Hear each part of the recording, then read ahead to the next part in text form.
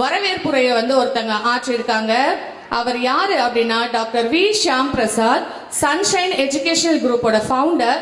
அவர் இப்போ இங்க இந்த இடத்துல இல்ல, வேற ஸ்டேட்ல இருக்காங்க. பட் அவரோட பிரசன்ஸ் இங்க எப்பயுமே இருக்கும். எப்பவுமே நான் சொல்லுவேன், தமிழுக்கு நம்ம அடிமைனா அவரோட தமிழுக்கு நாங்க ரொம்ப அடிமை. அவ்வளோ அழகான ஒரு தமிழ்ல ஒரு சிறப்புரை ஆற்றி நமக்கு அந்த வீடியோ அனுப்பியிருக்காங்க. ஸோ நம்முடைய சிறப்பு விருந்தினர் மட்டும் இல்லாம இங்க கூடியிருக்க எல்லாருமே நிச்சயம் நீங்க அந்த தமிழை அட்மையர் பண்ணுவீங்கன்னு நான் நம்புறேன். இதோ டாக்டர் வி ஷாம் பிரசாத் அவர்களுடைய ஸ்பீச். அனைவருக்கும் இனிய தமிழ் வணக்கம். இது பொழுதுபோக்குவதற்காக உருவாக்கப்பட்ட நிகழ்ச்சி அல்ல, ஒரு புதிய பொழுதை உருவாக்குவதற்காக உருவாக்கப்பட்ட அற்புதமான நிகழ்ச்சி. கனி உண்ண வந்த பறவைகள் எல்லாம் வெறும் மரம் கொத்தி கொத்தியா மறித்து போவது இந்த பூமி என்ன மண்ணின் திரட்சியா? இல்லை இல்லை, இது மகிழ்ச்சியின் திரட்சி. அந்த மகிழ்ச்சி இல்லையேல் அலைகளை கொண்டு ஜலதரங்கம் வாசிக்குமா கடல், இடிகளை கொண்டு தப்பட்டம் தட்டுமா வானம், வீட்டிற்கு திரும்பி வருமா வெளியூர் போன காற்று, ஐந்தே புலன்கள் இருந்தால் என்ன, கடலை சுற்றி அலைகளை சுற்றி சுற்றி சுற்றி மகிழ்ச்சி. இதை அறிந்து கொண்டவன் ஞானியாகிறான், உணர்ந்து கொண்டவன் அற்புதமான கவிஞனாக மாறுகிறான். இந்த மகிழ்ச்சி கடலோடு இந்த விருதை பெற வருகை புரிந்திருக்கும் அனைத்து நல்லுள்ளங்களுக்கும் என்னுடைய மனமார்ந்த வாழ்த்துக்களையும் வரவேற்பினையும் உரித்தாக்குவதிலே பெருமகிழ்ச்சி அடைகின்றேன்.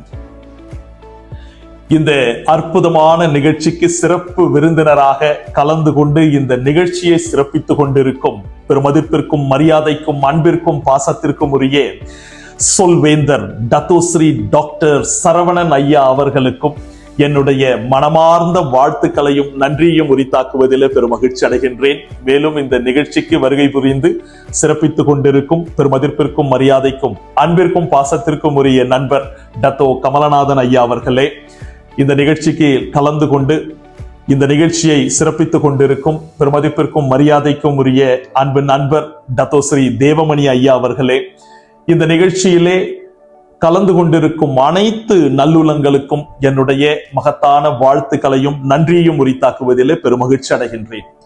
இது பொழுதுபோக்குவதற்காக உருவாக்கப்பட்ட நிகழ்ச்சி அல்ல, ஒரு புதிய பொழுதை உருவாக்குவதற்காக உருவாக்கப்பட்ட அற்புதமான நிகழ்ச்சி என்றுதான் சொல்வேன்.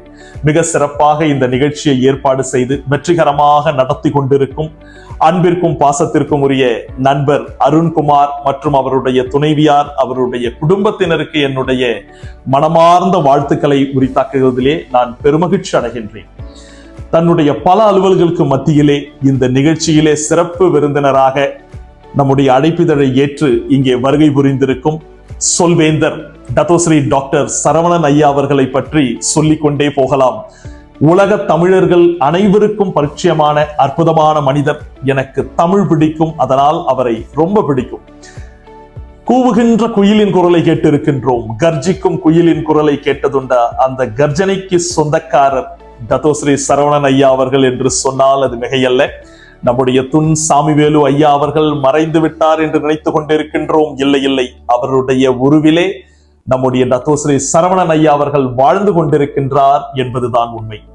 ஒரு நிகழ்ச்சியிலே, ஒரு புத்தக வெளியீட்டு நிகழ்ச்சியிலே நான் கலந்து கொண்டேன். அந்த நிகழ்ச்சிக்கு பல பேர் வராங்க. அப்ப டத்தோஸ்ரீ அவர்களுக்கு கொஞ்சம் உடல்நிலை சரியில்லை. இருந்த போதிலும் கொடுத்த வாக்கை காப்பாற்ற வேண்டும் என்பதற்காக அந்த நிகழ்ச்சிக்கு வருகை புரிகிறார். சிரம்பானிலே ஒரு புத்தக நிகழ்ச்சி, அதிலே நான் கலந்து கொண்டு ஒவ்வொருவரும் உங்களுக்கு தெரியும் அந்த புத்தகத்தை பெற்றுக் கொள்கின்றார்கள். பல பேர் வந்து கொண்டே இருக்கின்றார்கள். நாம இருந்தா என்ன செய்வோம்? அந்த புத்தகத்தை அப்படியே எல்லோருக்கும் கொடுத்து கொண்டே இருப்போம்.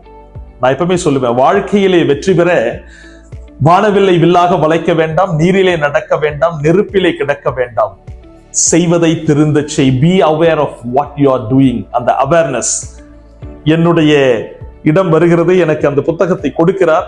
டக்குன்னு அந்த புத்தகத்தை நிறுத்திட்டார். என்னடா டக்குன்னு டத்தோஸ்ரீ நிறுத்திட்டாங்க அப்படின்னு பாக்குறேன். அந்த புத்தகம் தலைகீழாக இருக்கிறது. அதை இப்படி டக்குன்னு பார்த்து அதை திருப்பி நிறுத்தி அதற்கு பிறகு என்னிடம் கொடுக்கின்றார்.